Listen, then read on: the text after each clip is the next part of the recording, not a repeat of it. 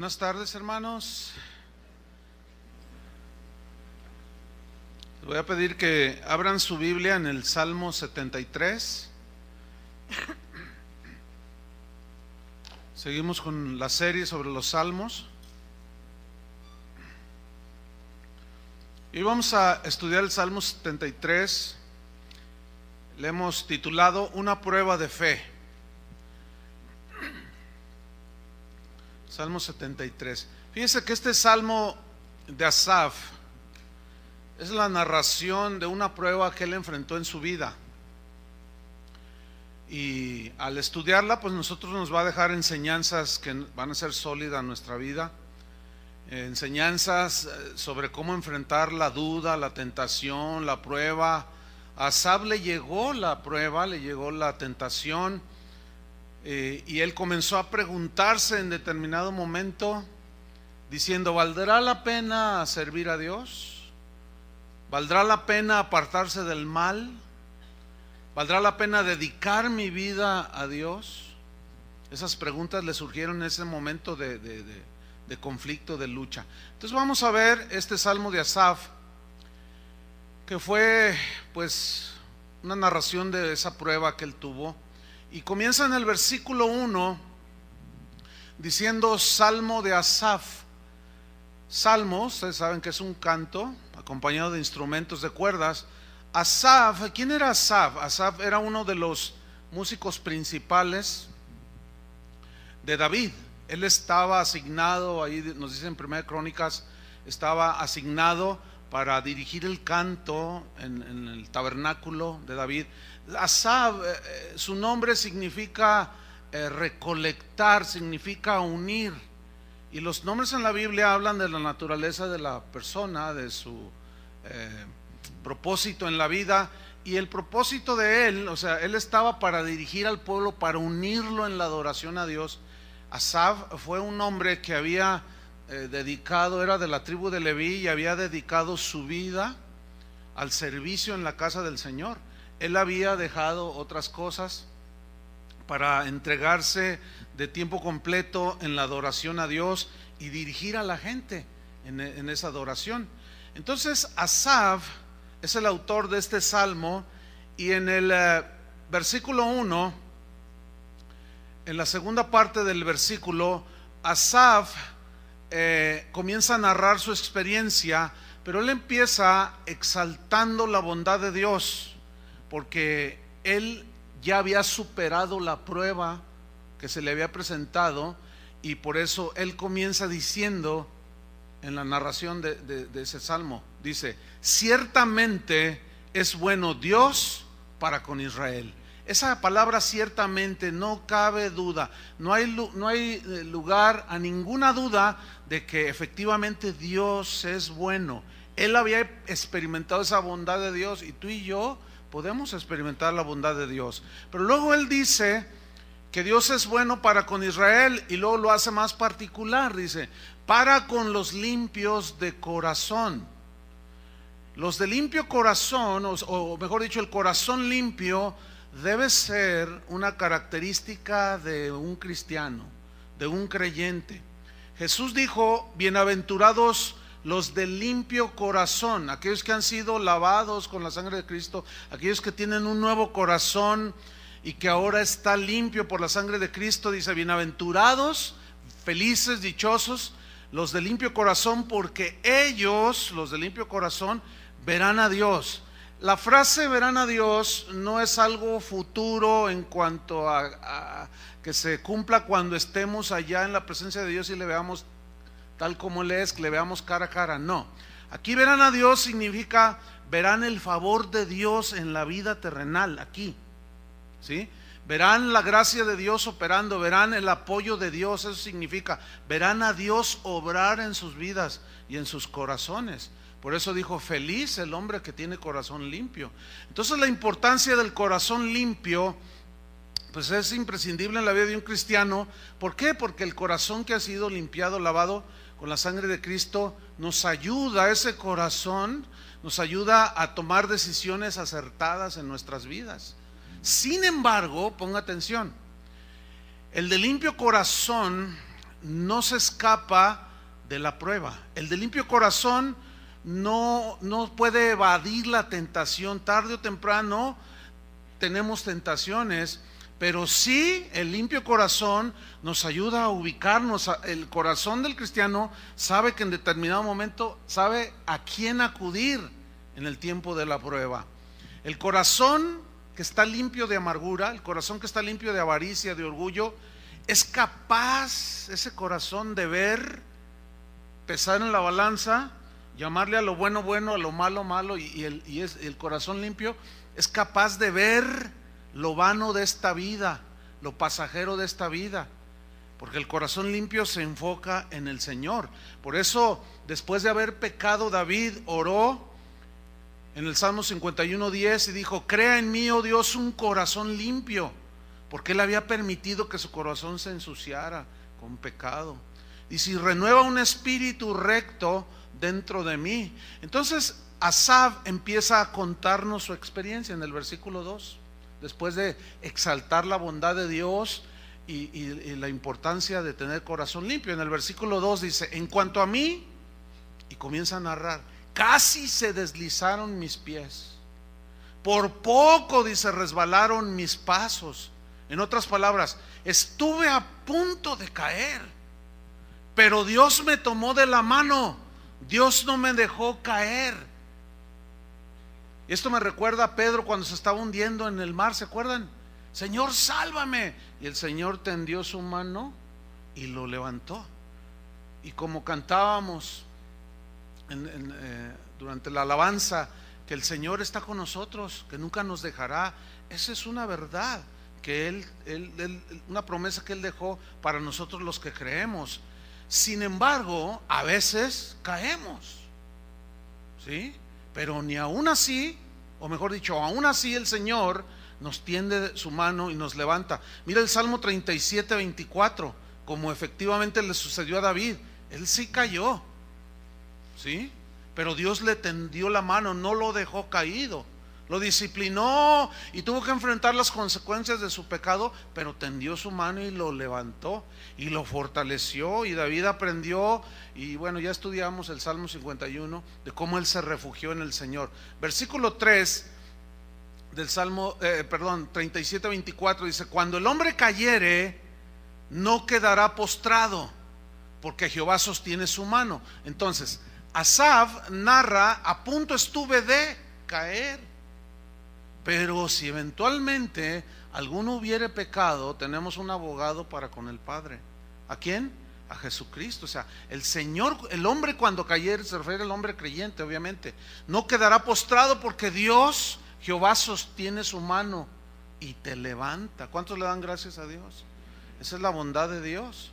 Entonces, en el versículo 3 del Salmo 73, Asaf nos dice en qué consistió la prueba que vino a su corazón, que estaba limpio. Él servía a Dios, siempre estaba en la presencia de Dios. Pero vamos a ver, versículo 3: porque tuve envidia, dice, de los arrogantes, viendo la prosperidad de los impíos.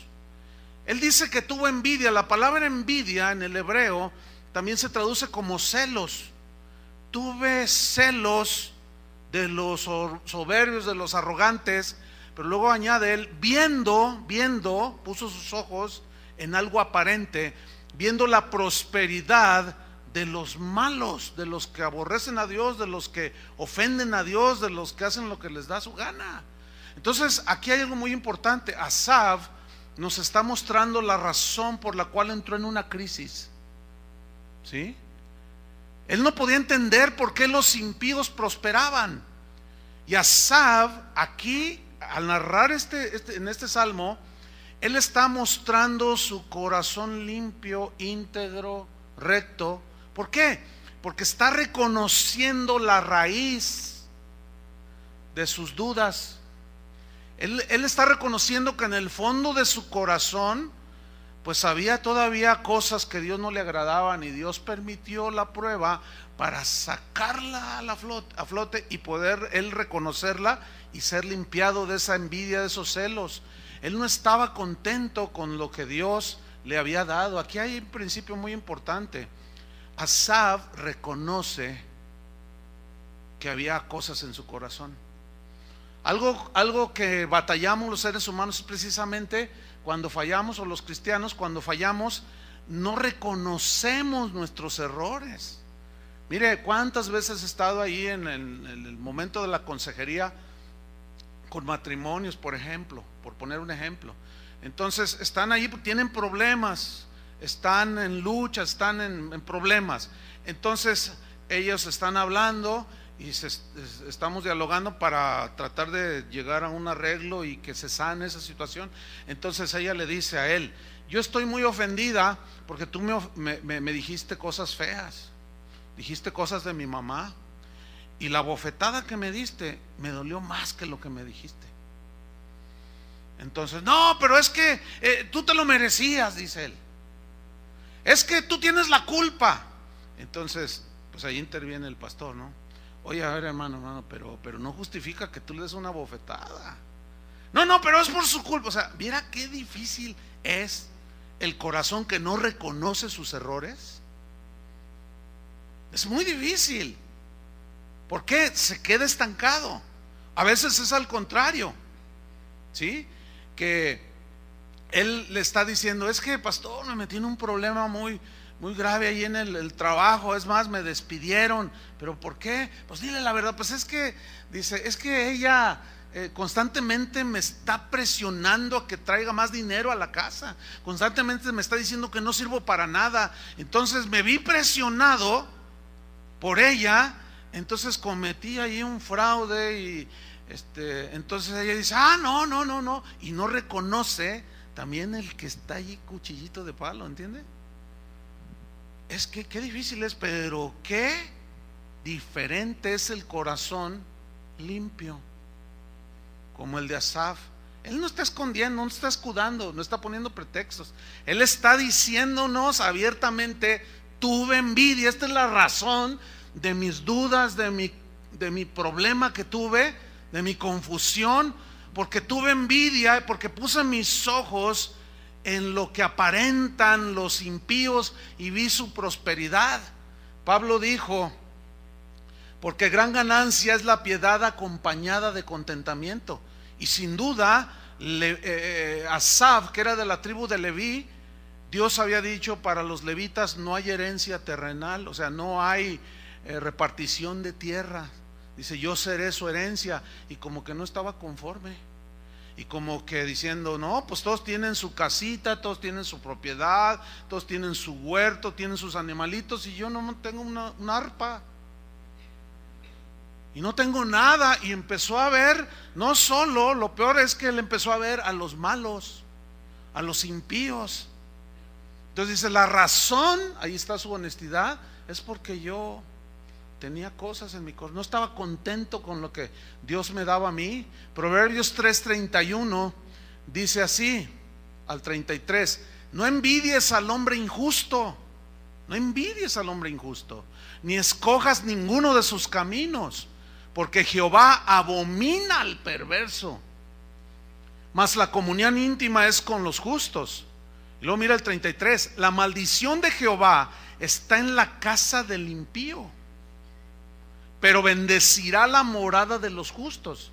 El problema con Asaf, y que es continuo que los cristianos caigamos en ese concepto tan limitado de lo que es la bendición. Cuando hablamos de bendición, generalmente se reduce a un pobrísimo concepto de la bendición, que es bienes materiales.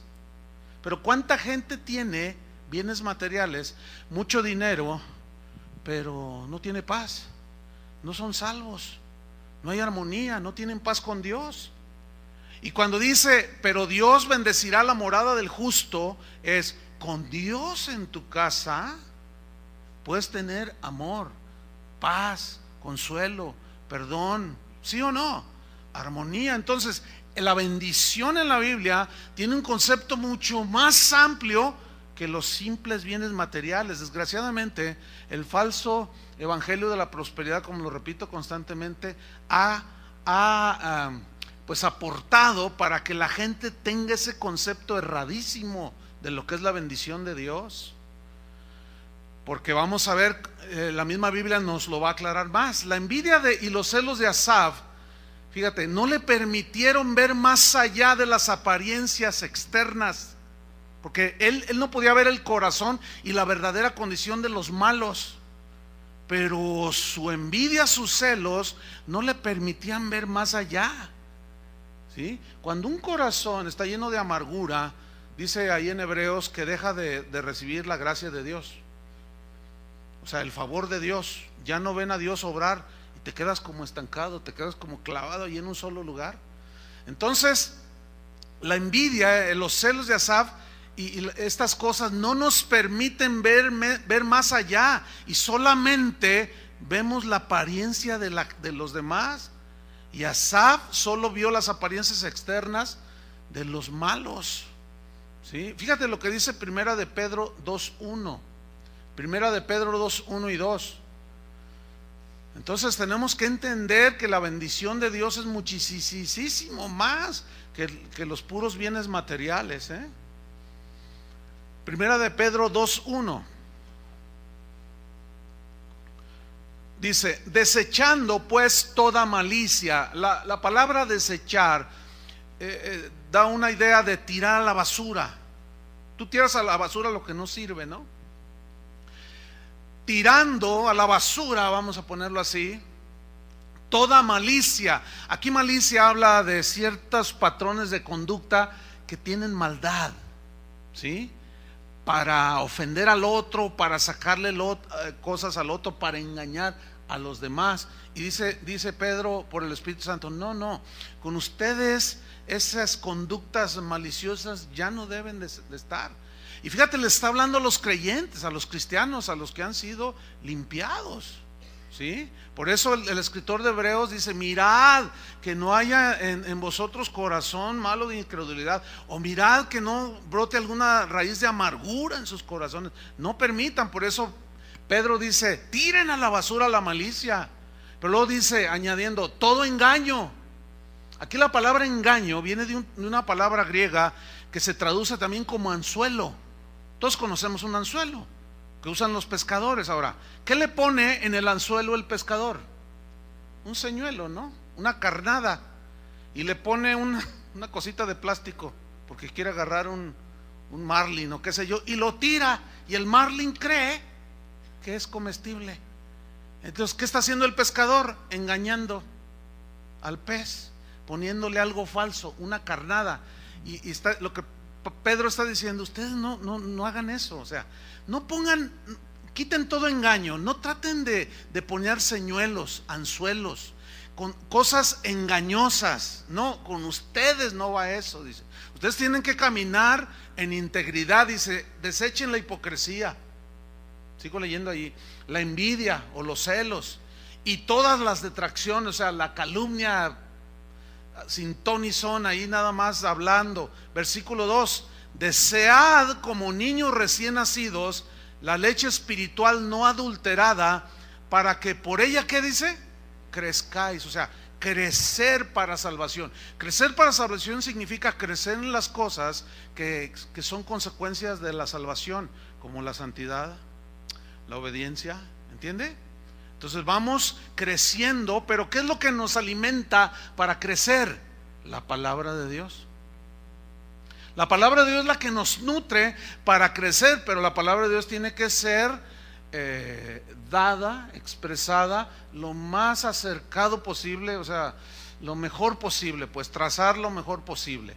Entonces vamos al Salmo 73 de nuevo, porque allí Asaf nos narra su ceguera causada por los celos y la envidia.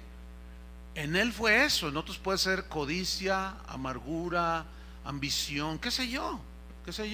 Salmo 73:4. Aquí comienza la narración y comienza él a narrar la percepción que tenía de los malos. Y dice: ellos prosperan, dice, porque no tienen congojas por su muerte, pues su vigor está entero. No pasan trabajos como los otros mortales, ni son azotados como los demás hombres. Por tanto, la soberbia los corona, se cubren de vestido de violencia, los ojos se les saltan de gordura, logran con creces los antojos del corazón, se mofan y hablan con maldad de hacer violencia, hablan con altanería, ponen su boca contra el cielo y su lengua pasea la tierra. O sea, está diciendo, ellos hacen lo que quieren y les va bien en la vida. Vamos al versículo 11 y dicen, ¿cómo sabe Dios? ¿Y hay conocimiento en el Altísimo? He aquí estos impíos, sin ser turbados del mundo, alcanzaron riquezas. Bueno, ok, eso está diciendo Asaf en su ceguera, ¿entiende? En su falta de contentamiento, en su ambición, en su error de quitar su agrado de Dios. Ahora, aquí viene una pregunta: ¿qué tan cierto es lo que Asaf pensaba? ¿Será cierto que los ricos y los de allá afuera, los que no conocen a Dios, siempre se salen con la suya, son los que siempre tienen la mejor vida? ¿Será? Bueno, vamos a analizar, vamos a ver qué tan cierto esto. Yo voy a poner algunos ejemplos y al final pues, vamos a sacar la conclusión si lo que estaba diciendo Asaf era cierto o era una percepción totalmente errada, producto de su envidia y sus celos. Unos ejemplos de gente famosa y rica. Por ejemplo, en la música, John Lennon, un hombre que ganó fama mundial, un hombre que se jactó de ser más famoso que Jesucristo, pero murió asesinado por uno de sus fans. Lo agarró a balazos, ¿sí? ¿Qué me dicen de Elvis Presley, que salió de director de alabanza de una iglesia bautista y que fue a buscar la fama del mundo? Ganó mucho dinero, pero murió ahogado en su vómito. Las drogas lo atraparon. ¿Era feliz? Entonces, toda esa imagen que nos presentan de hombres, mujeres en la alfombra roja, paseando, caminando, y todo el glamour, y ahí están todos los telespectadores con la boca abierta, y todos anhelando ser como ellos, porque supones en tu corazón torcido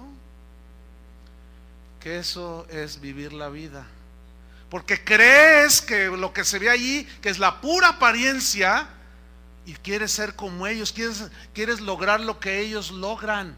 Por eso todos esos programas de fama, de que desde chiquitos los ponen a cantar, y de que la fama y que no sé qué, por eso tienen tanto éxito, porque esa gente sabe explotar la codicia y la ambición torcida de la gente, y creen que si llegan a ser famosos cantantes, así como estos, ya la hicieron. ¿Será cierto eso? Amy Winehouse, una muchacha inglesa atrapada en las drogas, murió el año pasado. ¿Qué me dicen de Michael Jackson? Ese señor tenía millones de dólares, tenía toda la fama, el rey del pop le decían. Eso es nomás por nombrar algunos ricos y famosos de la farándula. Bueno, ayer ya quedaron un poco disminuido el número. Whitney Houston se murió anoche. La mujer más galardonada cantante, con una voz impresionante. Por cierto, salió de una iglesia cristiana también. ¿Por qué? Pues, ¿saben que la mayoría de los cantantes famosos, sobre todo americanos, salieron de las iglesias? Que eran cantantes así como Julio, como los que están aquí. ¿Por qué? Porque no están contentos. Y ellos empiezan a codiciar la fama y se desvían, dejan a Dios, y sí ganan toda la fama, todo el dinero del mundo, pero ¿dónde están ahorita? Entonces, ¿tenía razón Asaf? Por supuesto que no. ¿Por qué estaba equivocado rotundamente? Porque su corazón se le puso una barrera que no podía ver más allá. En la política, vamos a ver a los políticos, porque pues muchos ambicionan un puesto ahí en el Congreso, ¿no? La política, vamos a mencionar por nada más así, los Kennedy. ¿Usted conoce la vida de los Kennedy en los Estados Unidos? Asesinatos, tragedias, adulterios, engaños, de todo. El presidente Robert Kennedy tenía una amante, una artista muy famosa también, que se suicidó, Marilyn Monroe. Y bueno, también los políticos mexicanos también lloran. No, pues porque vemos a los a los diputados, a los senadores. Estás comiendo en un restaurante y luego se oye ahí un murmullo y dicen: ay, ¿por qué tanto murmullo? Es que viene el diputado del 5º distrito de no sé qué, y esos aires que se cargan, entonces los ven, y los ves llegar en un Mercedes-Benz y dicen: no, estos flojos no hacen nada. Bueno, sí es cierto, pero ¿no será que tú ambicionas lo mismo? ¿Qué sé yo? Y empiezas y los ves todo con sus guardaespaldas, entonces tú dices: no, y ahí es donde, si tú, fíjate bien, no estás bien ubicado, te vas con la pura apariencia. Los políticos mexicanos también lloran. Nada más acuérdense de Luis Donaldo Colosio. ¿Se acuerdan de Luis Donaldo Colosio? De seguro iba a ser el presidente de México. Lo asesinaron, le dieron 2 tiros. Al poco tiempo, su esposa muere de cáncer. Dejaron 2 pequeñitos. Hermanos, los ricos también lloran. Y muchos cristianos, esto es lo lamentable, se dejan llevar por la apariencia de los ricos y famosos, queriendo ser como ellos. ¿Sí? ¿Y qué me dicen, por ejemplo, en el deporte? Bueno, vamos a mencionar solo algunos famosos y ricos. Diego Armando Maradona, futbolista famoso, atrapado en las drogas. Un ciclista famosísimo que le acaban de despojar de un Tour de Francia, que es uno de los premios más grandes que pueden lograr los ciclistas. Se llama Alberto Contador. Se dopaba, se drogaba. Hay un boxeador nicaragüense que es miembro de la fama, del Salón de la Fama del boxeo. Se llamaba Alexis Argüello. Ese señor ganó todo el dinero que quiso. Ante ese hombre, los políticos lo buscaban, querían ser su amigo, presidentes. Todo el mundo quiere estar con los ricos y famosos. Y se jactan: no, mi compadre Alexis Argüello. Miren, el Canelo todavía no llega al Salón de la Fama. ¿Sí saben quién es el Canelo, no? Bueno, los que les gustan ver los deportes. Es un boxeador de aquí de Jalisquillo. Pero ese Alexis Argüello es miembro del Salón de la Fama del boxeo. No cualquiera entra allí, Tomó una pistola y se dio un balazo en el corazón. Dejó una carta póstuma. ¿Por qué? Si aparentan que tienen todo, son amigos hasta de Cantinflas. Y todo el mundo los mira y mira nada más su apariencia, hermanos. Las apariencias engañan. Cuando en nuestro corazón está sucio y no hay cosas que Dios quiere limpiar y nosotros no las reconocemos, nos ciegan y no podemos ver más allá de la realidad de las cosas y nos dejamos llevar por la apariencia. ¿Qué me dicen de artistas famosísimos de cine? Por ejemplo, Rock Hudson o Anthony Perkins. ¿Saben que ellos murieron de SIDA? De una manera espantosa. Para finalizar la lista, no, aquí nos podemos pasar toda la hora, pero para finalizar la lista, el cerebro, el genio, el magnate de las computadoras, el dueño de la Mac, de la Apple, Steve Jobs. Su fortuna se calcula en $8,300 millones. $8,300 millones. 8,000. Sus $8,300 millones no le alcanzaron para pagar. ¿Cuánto daría él por pagar para curarse el cáncer de páncreas, que lo llevó a la muerte a los 53 años? Su vida desde niño fue rechazado por los padres. Lo abandonaron, lo tiraron, lo adoptaron. Los ricos también lloran, hermanos, por favor. No se dejen llevar por las apariencias. Por eso la importancia de tener corazón limpio, porque el pecado nos engaña. Y si lo anidamos en el corazón es engañoso y nos hace ver cosas que no son. Y eso precisamente le pasó a Asaf. Pero él en su integridad nos lo está contando. Y bueno, nada más por no dejar de mencionar al hombre más rico del mundo. ¿Sabe quién es el hombre más rico del mundo? Es un mexicano, gloria a Dios. ¿Cuántos le dan gloria a Dios? Sí, Carlos Slim. Su fortuna se calcula en 74,000 millones de dólares. ¿Saben cuánto es en pesos mexicanos? 962,000 millones de pesos. Esa es su fortuna. Si lo repartiera entre los 100 millones de mexicanos, nos tocarían ya 9 millones.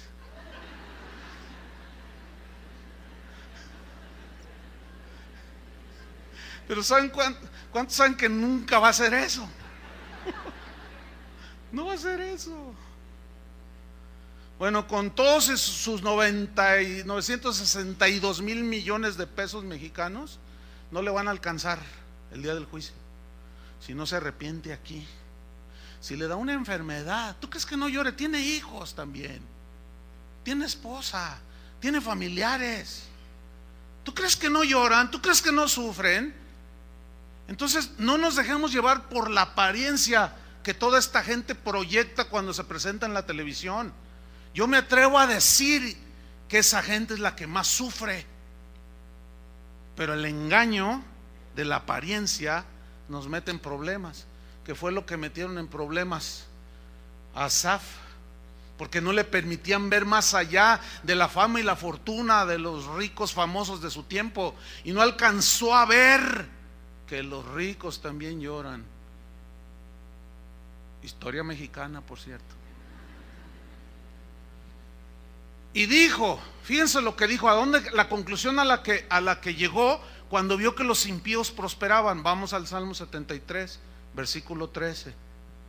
Por cierto, el que inventó esa novela está basada en su vida personal. Salmo 73, 13.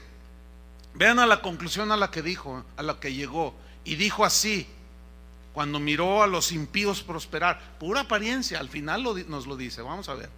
Dice, verdaderamente en vano he limpiado mi corazón. Mira la conclusión a la que llegó.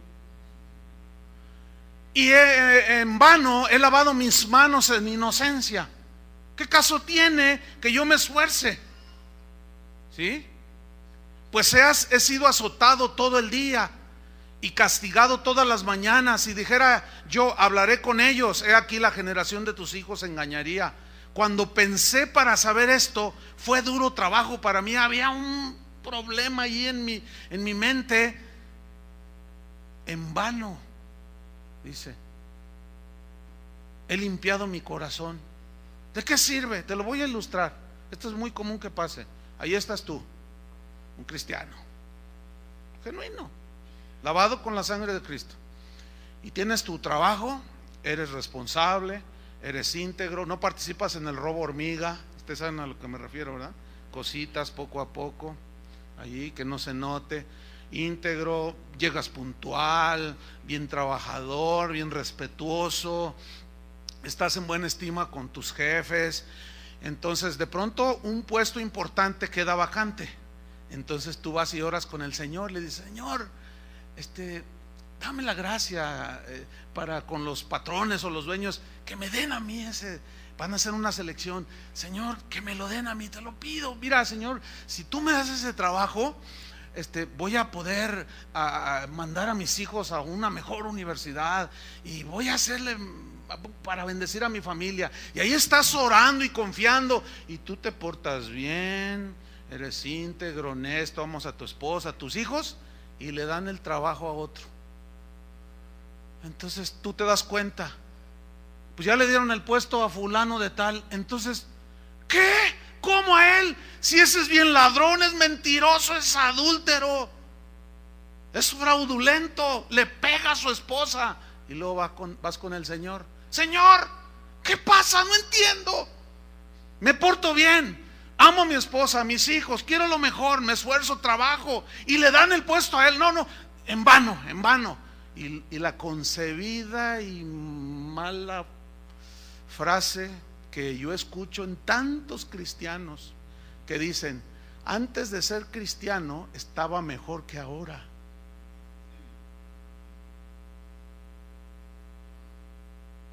¿Saben lo que están diciendo? No, no saben lo que están diciendo. A ver, vamos a analizar. Si estabas mejor antes que ahora, si antes de ser cristiano te hubieras muerto, ¿a dónde te ibas? Entonces no digas tonterías. Lo que pasa es que reduces tu concepto de estar mejor a lo material. Ahí está otra vez el asunto, ¿verdad? Y luego llegas a Cristo y reduces el concepto de bendición puramente a lo material. Otra vez, qué estrechos somos. Tenemos que entender que la bendición en Dios es mucho más amplia que el simple. Jesús le llamó a las cosas de la vida, estas cosas serán añadidas, dijo él. Entonces, la pregunta es, ¿será en vano ser hijo de Dios y ser lavados con la sangre de Cristo? La respuesta es bien obvia, claro que no. Pero esto porque lo estamos analizando, pero cuando estamos en la prueba, podemos decir un montón de cosas. Pregunta, ¿será en vano que Dios nos limpie el corazón? ¿Será en vano servir a Dios? ¿Será en vano vivir consagrados para Dios? La respuesta es muy obvia, claro que no es en vano. A continuación yo les voy a mencionar algunas cosas desde el punto de vista de Dios que Él las ve, las cosas que Dios ve como vanas, que son curiosamente las que nosotros tomamos como bendición. Fíjense cómo estamos. Ok, vamos al primero, Salmo 39, versículo 4.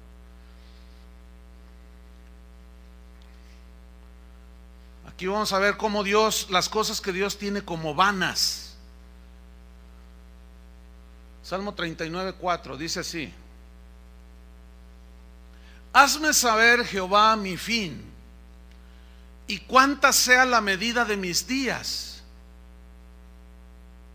Sepa yo cuán frágil soy. Miren qué petición, Señor, enséñame qué tan frágil, qué débil soy. Y David tuvo esta revelación y dijo: ¿qué es el hombre? ¿Qué es el hombre? No es nada. ¿Qué es el hombre y el hijo del hombre? Para que tengas de él memoria, para que lo visites. No somos nada.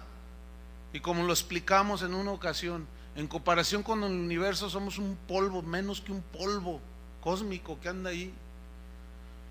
Versículo 5: he aquí, diste a mis días término corto, y mi edad es como nada delante de ti. Porque ¿qué son 90 años que podamos vivir en comparación con la eternidad? No es nada.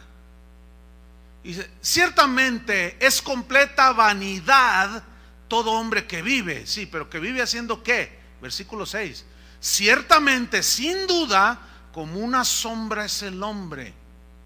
Y mira lo que dice aquí: ciertamente en vano se afana, amontonando riquezas, y no sabe quién las recogerá. Y ahora, Señor, ¿qué esperaré?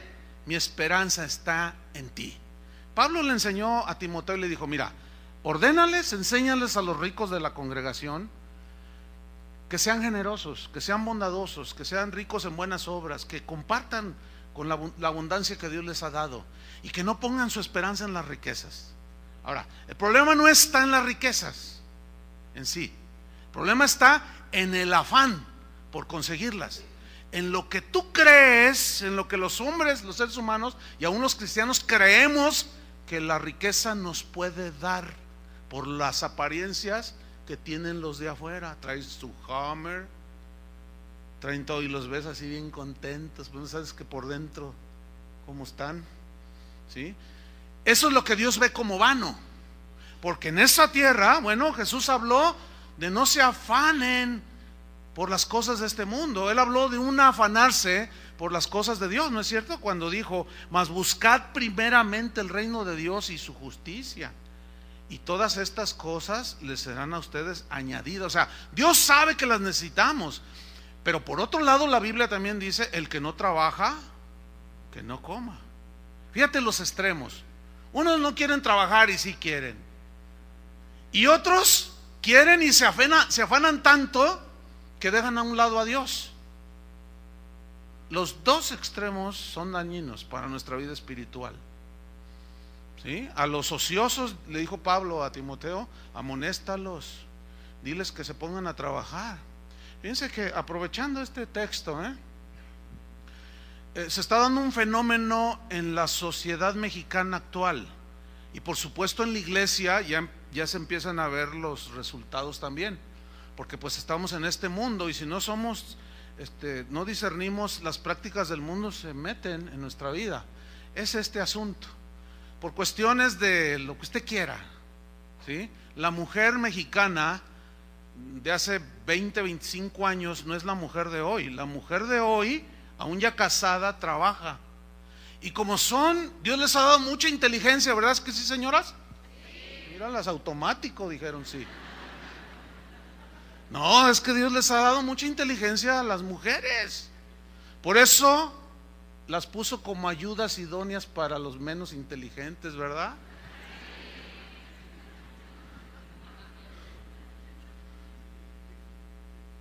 Entonces, bueno, ya se metió a trabajar también, que no es lo idóneo desde el punto de vista bíblico, pero así están ya las cosas. Entonces resulta, como son más inteligentes, son más honestas, ¿está comprobado esto?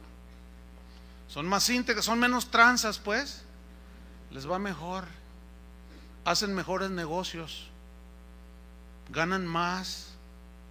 Eso ya se está viendo, y aquí ya hay casos, ya estamos tratando casos de ese tipo.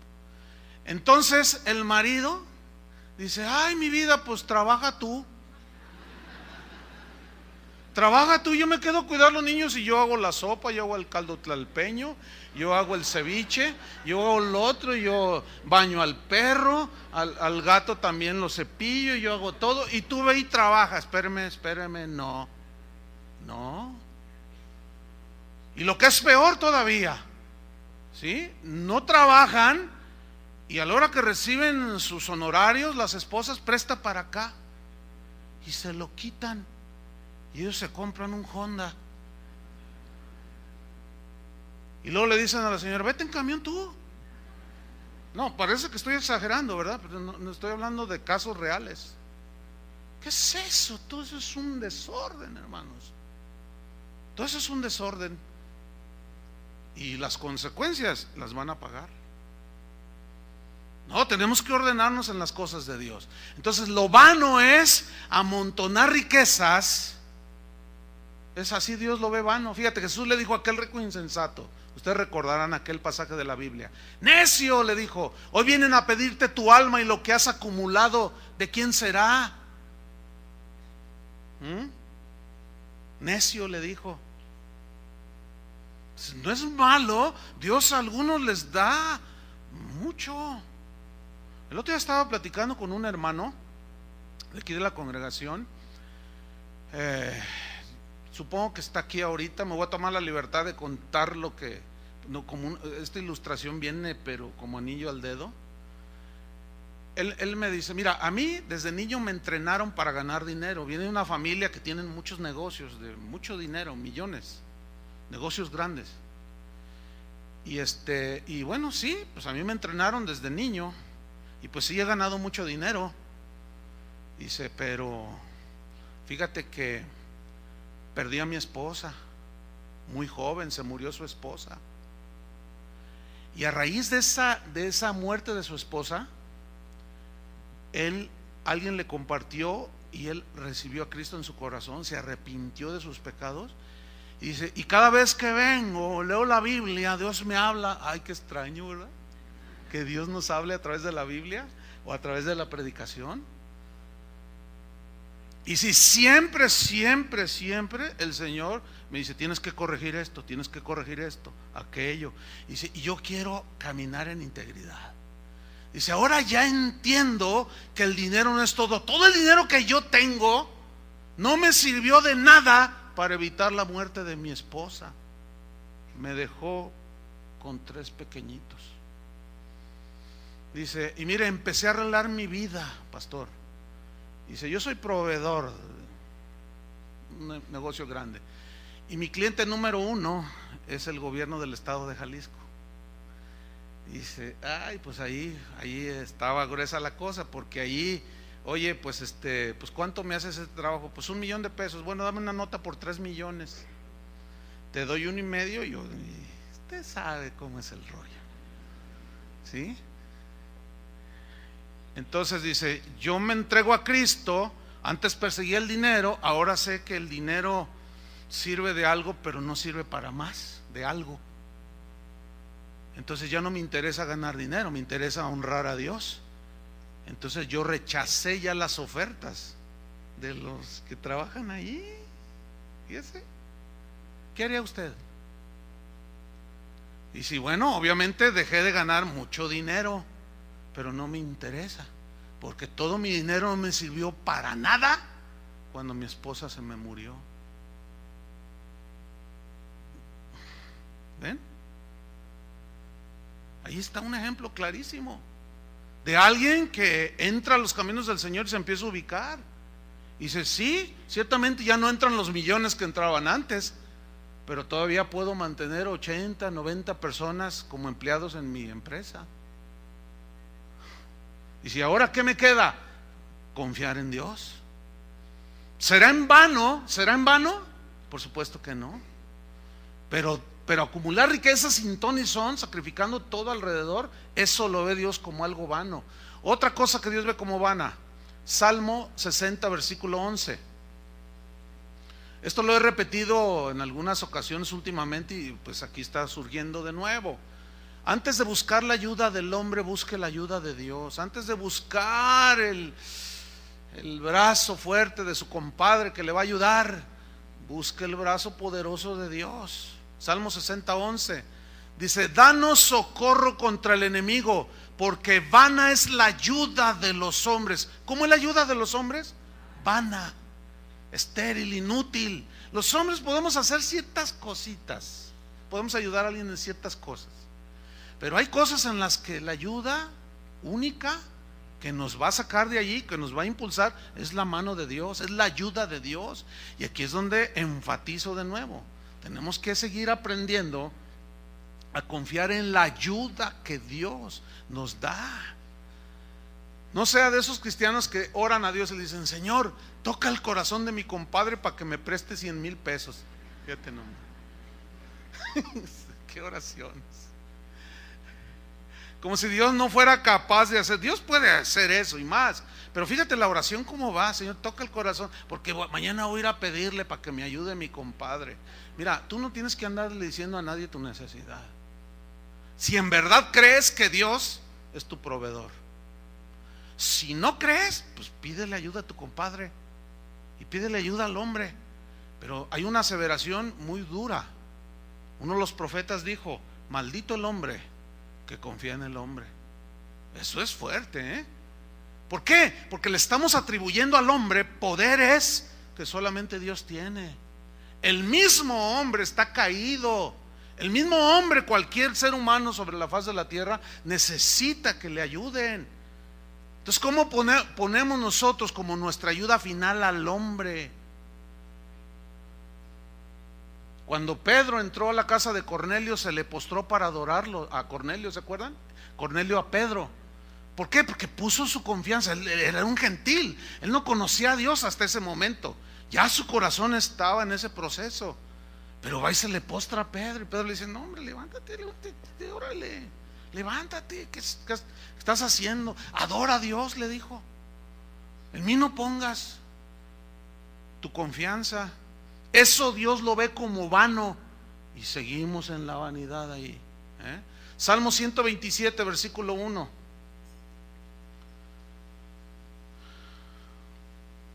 Todo es vano si Dios no está en primer lugar en nuestras vidas. Mira, Salmo 127, 1. Si Jehová no edificare la casa, ¿qué? En vano trabajan los que la edifican.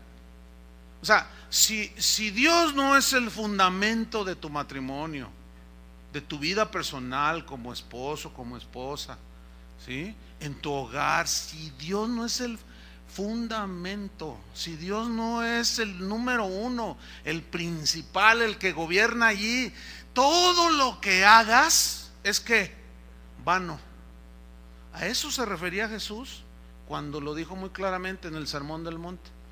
todo el que oye mi palabra y no la hace, le compararé a un hombre insensato que edificó su casa. Y la palabra casa en el griego es okia, y que significa familia.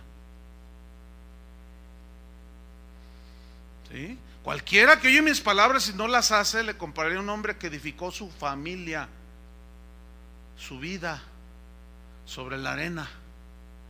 Y vinieron los vientos, los ríos, dieron con ímpetu contra aquella casa. ¿Qué le sucedió a esa casa? Se cayó porque no tenía fundamento. ¿Cuál es la respuesta cuando un matrimonio cristiano, sí, sin ponerlo en tela de duda, de que han nacido de nuevo, de que son hijos de Dios, han sido lavados con la sangre de Cristo y terminan en divorcio? ¿Cuál cree que sea usted la respuesta a por qué? Porque edificaron sin Dios.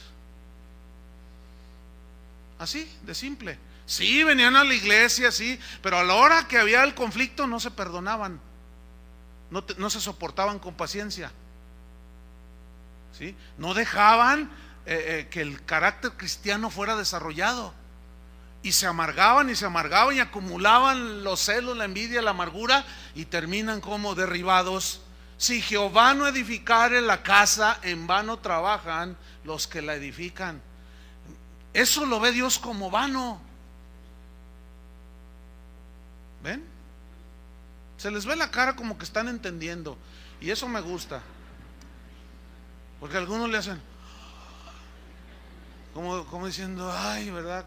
La expresión mexicana, me cayó el 20. Para todos los que nos oyen por allá, quiere decir, estoy entendiendo. Eso significa me cayó el 20. Pues sí, qué bueno que nos caen los 20, ¿verdad? Y ojalá fueran los 50 o los 100%. Entonces, mientras nosotros no edificamos, hermanos, en los principios de Dios, en vano. En vano. Una iglesia puede ser edificada en vano, con doctrinas de hombres, con visiones que nacen en el corazón del hombre, que no tienen sustento en la palabra de Dios. Y de esas hay un montón, hermanos. Ahorita en este momento hay iglesias que se llaman cristianas que ni la Biblia están abriendo siquiera. No hablan de la Biblia. Entonces, ¿qué manera es esa de fundamentar? Les hablan puros mensajes positivistas, puros mensajes de motivación para que seas exitoso en la vida, para que quién sabe cuánta tontería. Pero si Dios no edifica la casa, la iglesia, en vano se esfuerzan. Eso es lo que Dios ve como vano, no el caminar en integridad, hermanos. Eso Dios lo ve como algo que Él diseñó para nosotros. Y otra cosa que Dios ve como vana, que pues yo les quiero compartir a las hermanitas con mucho gusto. Proverbios 31:30. Proverbios 31:30. Hay muchas más cosas, pero bueno. ¡Salud!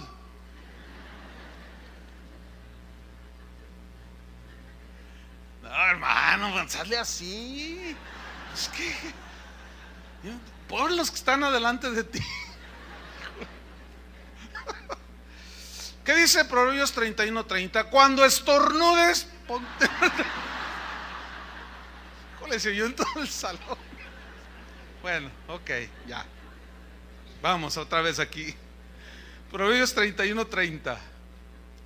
Engañosa es la gracia y vana la hermosura. La mujer que teme a Jehová, esa será alabada. En la versión, en lenguaje sencillo, dice: la hermosura es engañosa, la belleza es una ilusión.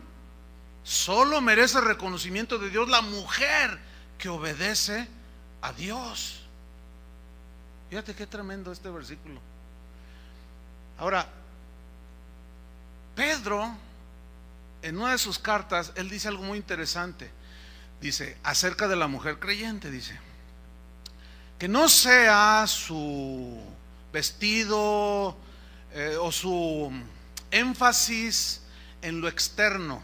de peinados ostentosos, de joyas, de vestidos caros. Escúcheme bien, Pedro, muchos han mal interpretado este versículo. Pedro no está prohibiendo que la mujer se arregle, por el amor de Dios, arréglense. Pues es que algunas parecen la Llorona. La Llorona. No, parecen fantasmas algunas, ¿no? ¿Sabía que la palabra cosmos, con K, cosmos, que se refiere pues al universo, en griego significa orden? ¿Sabía que la palabra cosmetología viene de cosmos? O sea, habla acerca del adorno, ¿sí? Del orden en el adorno externo de la mujer. Pero no exageren, ¿entienden? ¿Están entendiendo? Sí, ahora no me ven feo las señoras. Hace rato estaban así muy contentitas y ahora ya me están viendo feo. No. Mire, no. Es un equilibrio, tiene que haber un orden. Aquí lo que Pedro está enfatizando es que tus 2 horas que duras en el espejo, bueno, equilíbralas con 3 horas buscando a Dios. Dice, no pongan tanto su énfasis en lo externo, sino en el interno, en el corazón, en el espíritu, de un espíritu afable, control de sí misma, ¿verdad? Apacible. ¿Les gusta eso, señores? Pues claro, imagínense quién aguanta una mujer. Pero fíjense, como humanos que somos, pues sí, bueno, sobre todo a la mujer, porque a la mujer es la que se dirige, es la que más le dedica, ¿no? Dice, engañosa es la gracia y vana la hermosura. ¿Por qué vana la hermosura? Mire, escúcheme bien. Esto es muy común entre los jóvenes, cualquiera, cristianos y no cristianos. Ay, es que está guapísimo. Es la más bonita de la iglesia. Dicen, mira, si tú le pones tu énfasis, si tú eres una mujer que se cree bonita, nada más acuérdate de tu abuelita. Porque como ella está ahorita,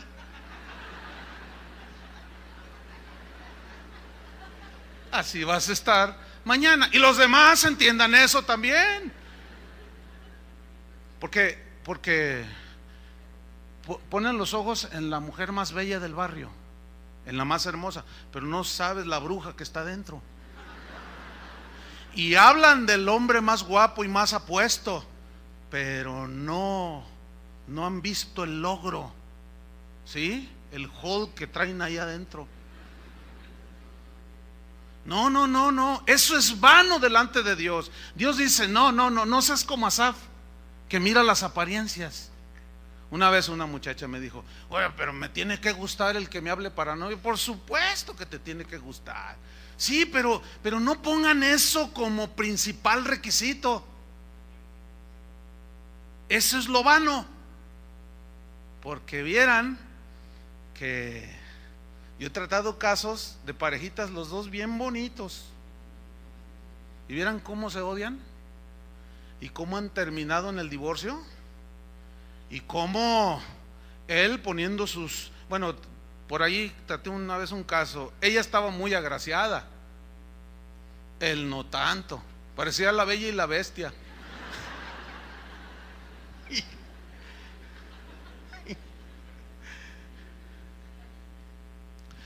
Pero él nada más vio la apariencia externa, estaba muy bonita la muchacha. Dice, pero pastor, dice, lo que trae adentro, dice, yo ya no lo soporto. Terminaron divorciándose, ¿eh? Hicimos muchos intentos para que no se divorciaran.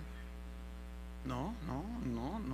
Y era muy bonita la muchacha, lo cual nos comprueba que Dios tiene razón, que vana, inútil es que pongamos esas cosas por delante.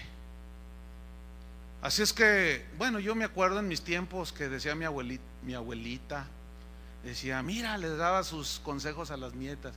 Dice, mira, tú confórmate con que sea feo, fuerte y formal.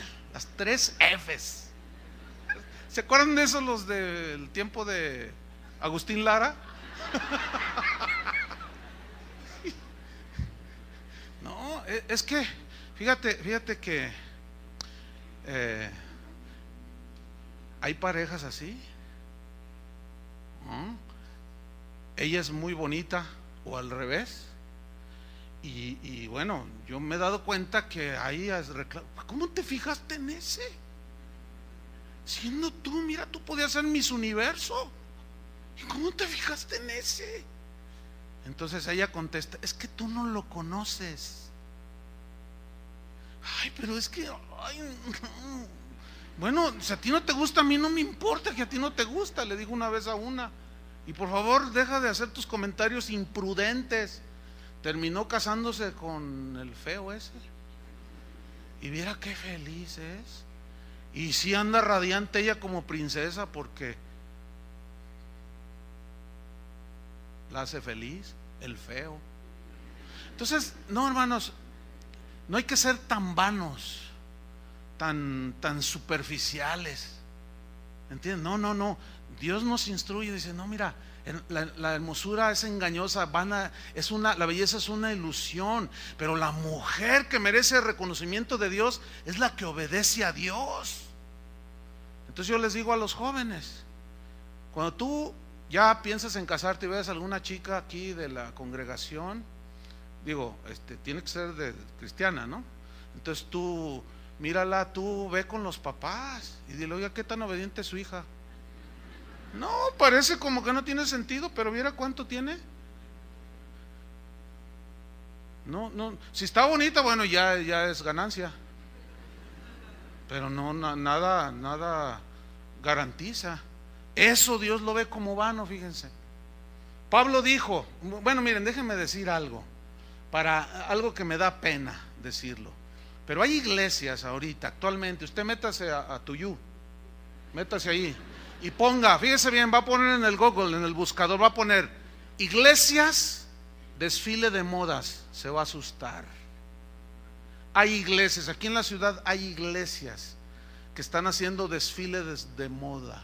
Y se ven los videos ahí, y se ve que pues, no son modelos profesionales, son las mismas hermanitas, porque van así todas así. No saben ni caminar ni nada, pero sí no falta la de la minifalda, la del escote. Ven este sábado a nuestra reunión de mujeres, habrá desfile de modas.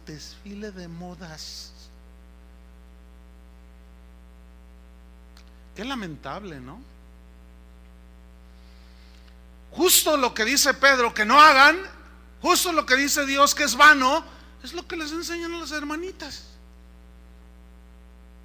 No, el énfasis está en la hermosura del corazón, pero no descuiden el cascarón, pero en su debido orden, hermanos. Primera de Corintios 15:57. Primera de Corintios 15:57. Miren lo que dijo Pablo, para terminar este punto y irnos sobre el final. Dice 1 Corintios 15:57: mas gracias sean dadas a Dios, que nos da la victoria por medio de nuestro Señor Jesucristo. O sea, no es nuestra, es por medio de Jesús. Así que, hermanos míos amados, miren lo que dice: estén firmes y constantes, creciendo, esa palabra creciendo, en la obra del Señor siempre. Pero tienen que saber algo, sabiendo que vuestro trabajo en el Señor no es en vano. Yo quiero hacer un reconocimiento, pocas veces lo hago, pero ahorita Dios me lo está poniendo en mi corazón, a todos los ministerios de esta congregación, que es numerosa, todos los ministerios que no se ven. Hay un montón de maestros ahorita ya lidiando con sus hijitos allá. Ay, mira, a mí siempre me ministran tanto, porque yo suelo llegar temprano, generalmente llego temprano, y ya están ahí. Ay, digo, y yo siempre oro en mi interior, les digo: Señor, bendice. Lo que ellos hacen, lo que todos estos maestros hacen por sus niños, por nuestros hijos, hermano, no es en vano. Y ellos lo hacen con un cariño. Mire, ayer el día estuvo bastante pues no muy óptimo, ¿no? El clima, y hacía frío y todo el día lloviendo. Y entonces voy entrando y ya estaban ahí los maestros, uno que otro mojadillo, todo el día lloviendo. Entonces entro yo y pues los saludo, ¿no? Y los veo recibiendo a los niños, recibiendo a los bebés, ministrando a nuestros hijos, y nadie nunca les da un reconocimiento. No lo necesitan, están enseñados para no estar esperando de nosotros reconocimiento, pero que Dios les dé conforme a lo que hacen. ¿Cuántos dicen amén? Su trabajo no es en vano. Todo aquello que hagamos, hermanos, para el Señor, con corazón limpio, recto, no es en vano. Sea lo que sea, hermano. Jesús dijo: si alguien le da a un vaso de agua y es profeta, recompensa de profeta. El que le hizo un bien a estos niños, a mí me lo hizo. Y Dios no es deudor de nadie. Todo lo que hagamos no es en vano, hermanos. Todo lo que hagamos en el Señor, eso nos ayuda a mantenernos. Si limpia, si arregla las mesas. El jueves terminó la reunión general. Yo estaba platicando allí con unas personas. Estaba yo de espaldas aquí del auditorio. Y que en 15 minutos volteo y ¡ay! Me asustaron. Los del grupo de matrimonios ya tenían no sé cuántas, todo el auditorio aquí lleno de mesas para una cena que tuvieron el viernes, con sus manteles blancos, su sobremesa arroz, bien, se veía bien bonito, bien elegante todo. Y ahí yo ya empecé a verlos, y hasta señoras cargando mesas. Todo eso no es en vano.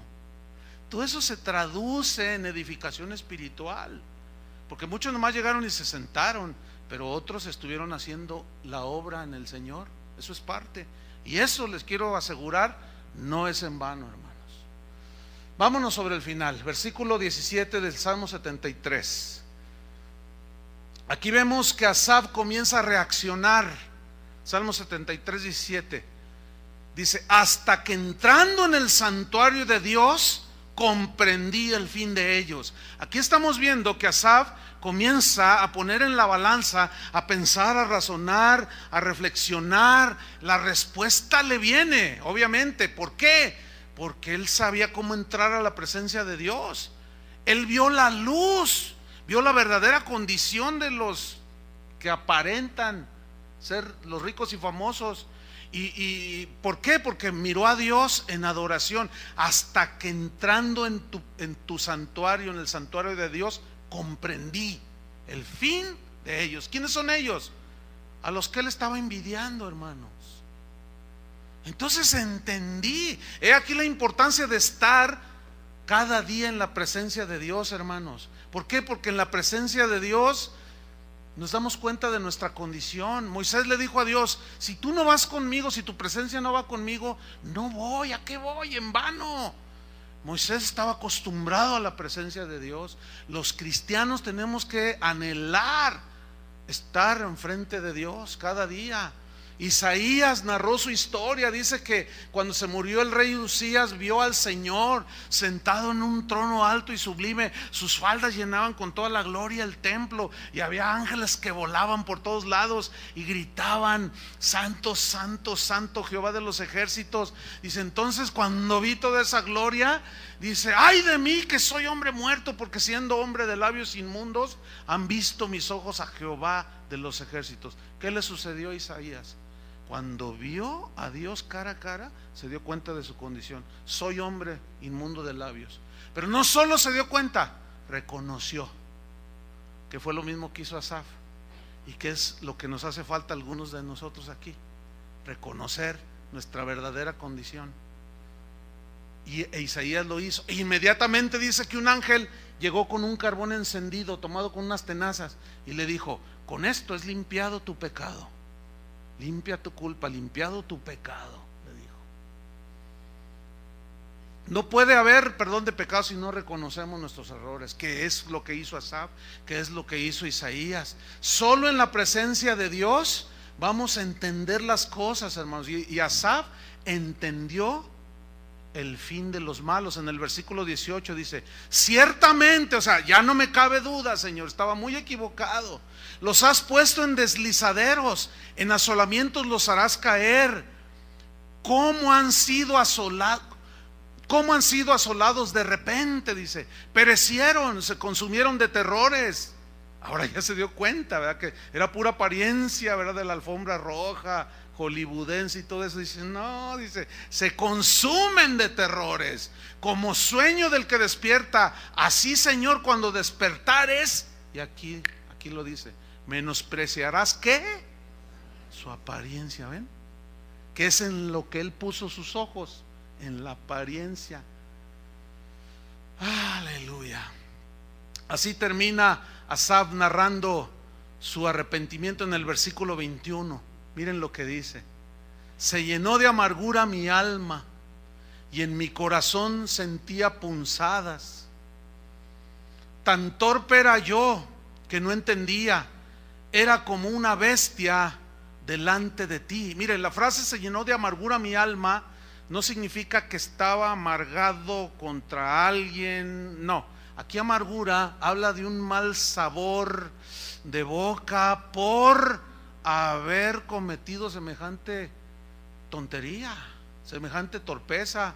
El sentir punzadas eran de vergüenza. Mira, en la versión en lenguaje sencillo, estos versículos se leen así: Dios mío, yo estuve muy afligido y me sentí muy amargado. He sido muy testarudo, me he portado mal contigo, me he portado como un animal. Oiga, eso está muy fuerte, ¿no? ¿Por qué dijo, estoy tan apenado contigo, Señor? Siento el sabor de mi boca es tan amargo, estoy tan apenado, tan avergonzado por haber puesto mis ojos en la apariencia de los impíos y haberles tenido envidia de su aparente prosperidad. Estoy tan apenado, Señor, me porté como un animal delante de ti. Eso es una expresión muy fuerte. ¿Por qué? Porque los animales andan por instintos, solo por lo que ven, oyen y sienten. ¿Sí o no? Y usted y yo, hermanos, somos hechos a la imagen de Dios, no somos animales. Dios nos ha dado un razonamiento, nos dio el Espíritu Santo, nos dio discernimiento espiritual para acomodar las cosas en su lugar. Sin embargo, nuestro corazón puede ser tentado, fíjense, y podemos llegar a ese grado de comportarnos como dijo Asaf, sin razonar, sin entender. Estaba muy apenado por lo que había hecho. Termina diciendo el versículo 23: con todo, o sea, a pesar de todo eso, a pesar de que fui tan necio, de que fui tan torpe, yo siempre estuve contigo. Lo que él está diciendo es que a pesar de todo, en el fondo de su corazón, como era un hombre de Dios, él sabía cómo entrar a la presencia de Dios. Él sabía en el fondo de su corazón, de alguna manera, que solo retornando a Dios, solo volviendo a Dios, estando con Él, iba a tener las respuestas que él necesitaba. Con todo, dice, yo siempre estuve conmigo, me tomaste de la mano derecha. O sea, él está diciendo, Señor, nunca me soltaste, gracias. Nunca me soltaste a pesar de que fui muy necio. Versículo 24: me has guiado según tu consejo, y después me recibirás en gloria. Y luego ya mira cómo cambia la perspectiva, cuando entró la presencia de Dios. Versículo 25: ¿a quién tengo yo en los cielos sino a ti? Y mira esto, y fuera de ti nada deseo en la tierra. O sea, yo no quiero nada aquí en la tierra. No quiero algo que sea terrenal, que te sobrepase a ti. Yo te quiero a ti. O sea, ¿qué le sucedió a Asaf? Cuando entró la presencia de Dios, se ubicó. ¿Entienden? Ubicó su mente, Entonces sus caminos empezaron a enderezar, porque a lo malo le llamó malo, a lo vano le llamó vano, a lo torpe le llamó torpe, ¿sí? Y sí empezó a alinearse. Dice: fuera de ti nada deseo en la tierra. Versículo 26: mi carne y mi corazón desfallecen. Sí, la prueba estuvo dura, se sentía penado, avergonzado, mas la roca de mi salvación y mi porción es Dios para siempre. Aquí la palabra porción no significa un pedacito. Aquí porción en el hebreo significa, habla de un todo. O sea, para mí Dios ahora es todo. Eso es lo que está diciendo. Tenga o no tenga, para mí Dios es todo. Para mí Cristo es suficiente. Y voy a estar contento con lo que tengo ahora, porque Él me ha prometido que no me dejará. Eso dice en Hebreos. Versículo 27: porque aquí los que se alejan de ti perecerán. Tú destruirás a todo aquel que de ti se aparta. Pero en cuanto a mí, el acercarme a Dios, ¿es qué? Es el bien. Entonces no hagas caso cuando te digan que eres una rata de templo, una cucaracha de templo. ¿Qué haces tanto allí? Nomás perdiendo el tiempo. Te están diciendo, en vano es vano. No es vano, hermanos, porque el acercarnos a Dios es nuestro bien. Y luego termina diciendo: he puesto a Jehová el Señor mi esperanza. He puesto en Jehová el Señor mi esperanza, o mi esperanza ahora yo la he puesto en Dios. Mi confianza es mi fe, ¿sí? Tenga o no tenga. Eso está diciendo Asaf, un líder de alabanza. Y ahí nos narra y se revela un hombre de corazón limpio que se enfrentó a una prueba, a una tentación, que estuvo a punto de caer. David cayó, pero a ambos Dios ¿qué? Nos levantó. Pero Pablo dice, termino con esto, Pablo dice: estas cosas se escribieron para nuestra enseñanza. Y en otra parte les dice: el que piensa estar firme, mire que no caiga.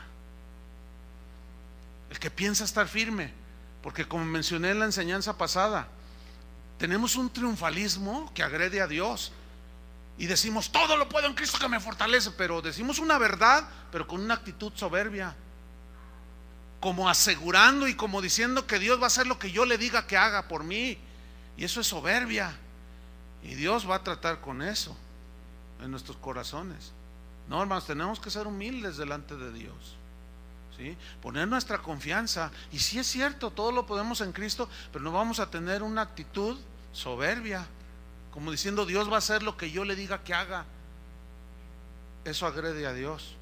Al corazón contrito y humillado no desprecias tú, oh Dios. Y Dios resiste a los soberbios y le da gracia, favor, ¿a quién? A los humildes, como a Asaf, como a David y todo aquel que reconoce la condición de su corazón. Oremos. Señor, te damos gracias por tu palabra, que siempre, siempre nos confronta, Señor. Es como un espejo en el cual nos miramos. Fue en ese espejo de tu presencia que se miraba Moisés, Asaf, Isaías, Abraham, todos los hombres de Dios, todos aquellos, Señor, que tú usaste, reconocían la condición de sus corazones. Padre, reconocemos que nuestros corazones tienden a desviarse y ponemos nuestra confianza en el hombre, en las cosas vanas de la tierra. Perdónanos, Señor. Y a veces nos sentimos miserables porque no somos ricos o famosos. Pero qué mayor riqueza puede tener un cristiano, qué mayor herencia que ser hijo tuyo, Señor, porque tú nos has dado herencia en Cristo Jesús. Pero nuestros intereses están allá en el cielo. Nuestra patria es celestial. Aquí solamente somos extranjeros y peregrinos. Señor, solo en tu presencia es el lugar exacto donde podemos volver en sí, podemos entender y obtener respuestas, como la obtuvo Asaf, y se dio finalmente cuenta de cuál era el fin de aquellos que él llegó a envidiar en su necedad. Gracias te damos, Señor, por tu palabra. en el nombre de Cristo Jesús. Amén. Que Dios los bendiga a todos.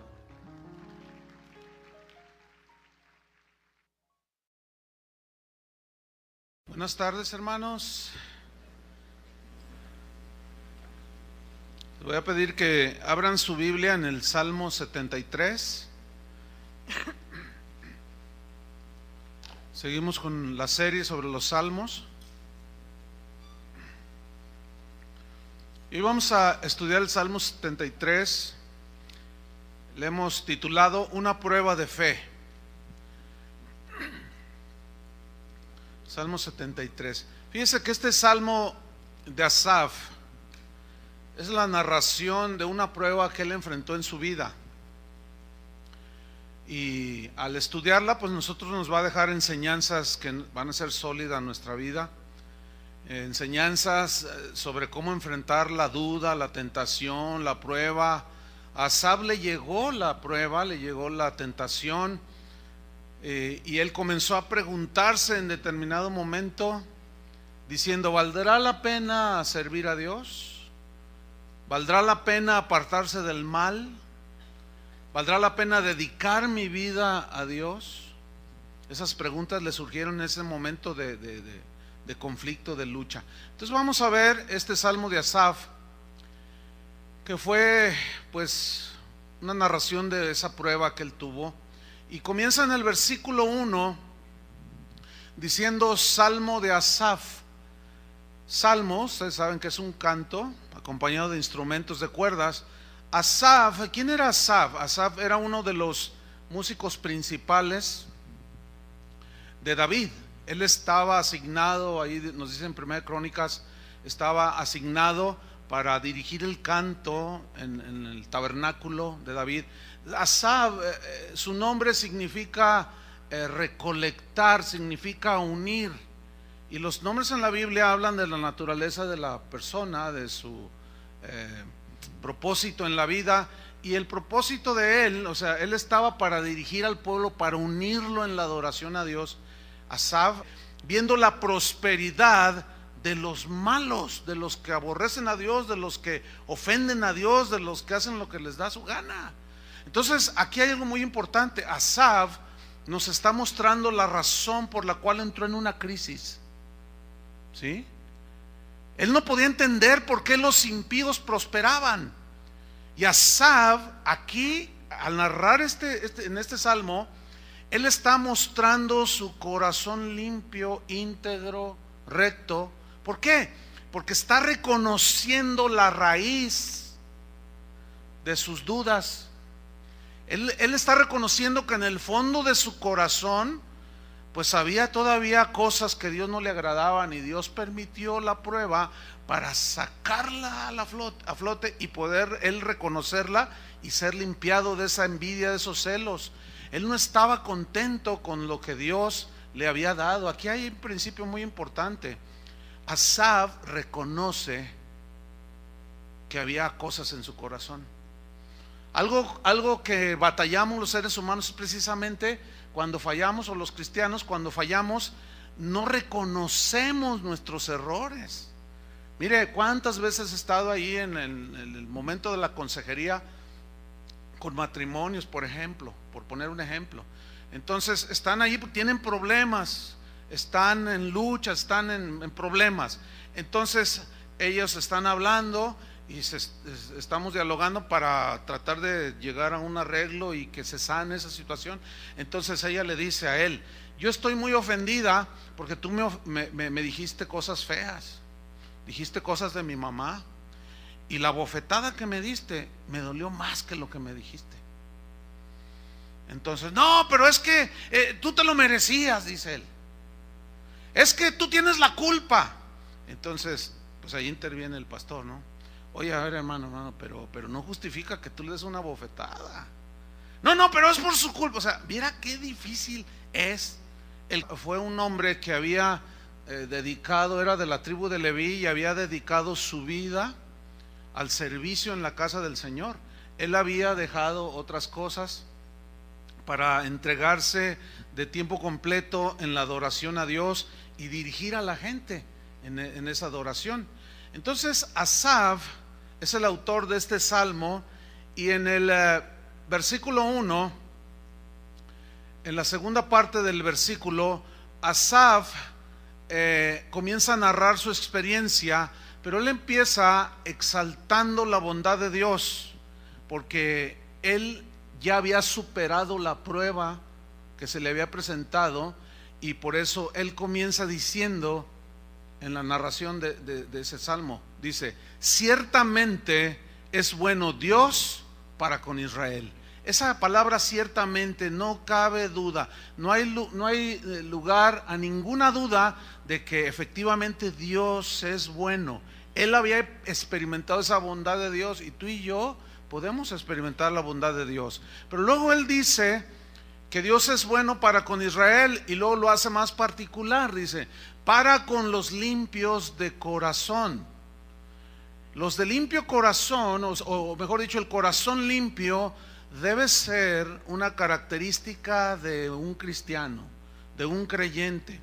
Jesús dijo: bienaventurados los de limpio corazón, aquellos que han sido lavados con la sangre de Cristo, aquellos que tienen un nuevo corazón y que ahora está limpio por la sangre de Cristo. Dice: bienaventurados, felices, dichosos los de limpio corazón, porque ellos, los de limpio corazón, verán a Dios. La frase verán a Dios no es algo futuro en cuanto a que se cumpla cuando estemos allá en la presencia de Dios y le veamos tal como Él es, que le veamos cara a cara. No, aquí verán a Dios significa verán el favor de Dios en la vida terrenal, aquí, ¿sí?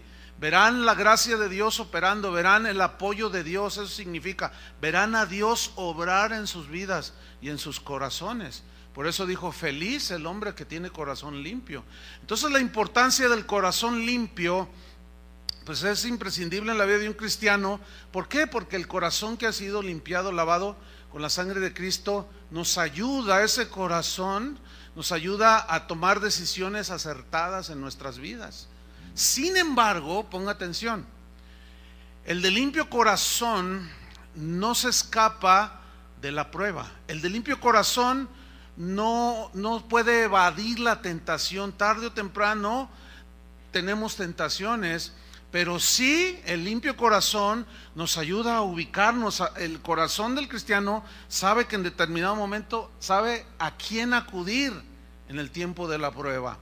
El corazón que está limpio de amargura, el corazón que está limpio de avaricia, de orgullo, es capaz ese corazón de ver, pesar en la balanza, llamarle a lo bueno bueno, a lo malo malo, y el corazón limpio es capaz de ver lo vano de esta vida, lo pasajero de esta vida, porque el corazón limpio se enfoca en el Señor. Por eso, después de haber pecado, David oró en el Salmo 51:10 y dijo: crea en mí, oh Dios, un corazón limpio, porque él había permitido que su corazón se ensuciara con pecado. Y si renueva un espíritu recto dentro de mí. Entonces Asaf empieza a contarnos su experiencia en el versículo 2, después de exaltar la bondad de Dios y la importancia de tener corazón limpio. En el versículo 2 dice: en cuanto a mí, y comienza a narrar, casi se deslizaron mis pies, por poco, dice, resbalaron mis pasos. En otras palabras, estuve a punto de caer, pero Dios me tomó de la mano, Dios no me dejó caer. Y esto me recuerda a Pedro cuando se estaba hundiendo en el mar, ¿se acuerdan? Señor, sálvame. Y el Señor tendió su mano y lo levantó. Y como cantábamos durante la alabanza, que el Señor está con nosotros, que nunca nos dejará, esa es una verdad que él, una promesa que Él dejó para nosotros los que creemos. Sin embargo, a veces caemos, ¿sí? Pero ni aún así, o mejor dicho, aún así el Señor nos tiende su mano y nos levanta. Mira el Salmo 37:24, como efectivamente le sucedió a David. Él sí cayó, ¿sí? Pero Dios le tendió la mano, no lo dejó caído. lo disciplinó y tuvo que enfrentar las consecuencias de su pecado, pero tendió su mano y lo levantó y lo fortaleció. Y David aprendió, y bueno, ya estudiamos el Salmo 51 de cómo él se refugió en el Señor. Versículo 3 del Salmo 37:24 dice: cuando el hombre cayere, no quedará postrado, porque Jehová sostiene su mano. Entonces Asaf narra: a punto estuve de caer, pero si eventualmente alguno hubiere pecado, tenemos un abogado para con el Padre. ¿A quién? A Jesucristo. O sea, el Señor, el hombre cuando cayere, se refiere al hombre creyente, obviamente, no quedará postrado, porque Dios, Jehová, sostiene su mano y te levanta. ¿Cuántos le dan gracias a Dios? Esa es la bondad de Dios. Entonces, en el versículo 3 del Salmo 73, Asaf nos dice en qué consistió la prueba de que vino a su corazón, que estaba limpio. Él servía a Dios, siempre estaba en la presencia de Dios. Pero vamos a ver, versículo 3: porque tuve envidia, dice, de los arrogantes, viendo la prosperidad de los impíos. Él dice que tuvo envidia. La palabra envidia en el hebreo también se traduce como celos. Tuve celos de los soberbios, de los arrogantes. Pero luego añade él: viendo, puso sus ojos en algo aparente,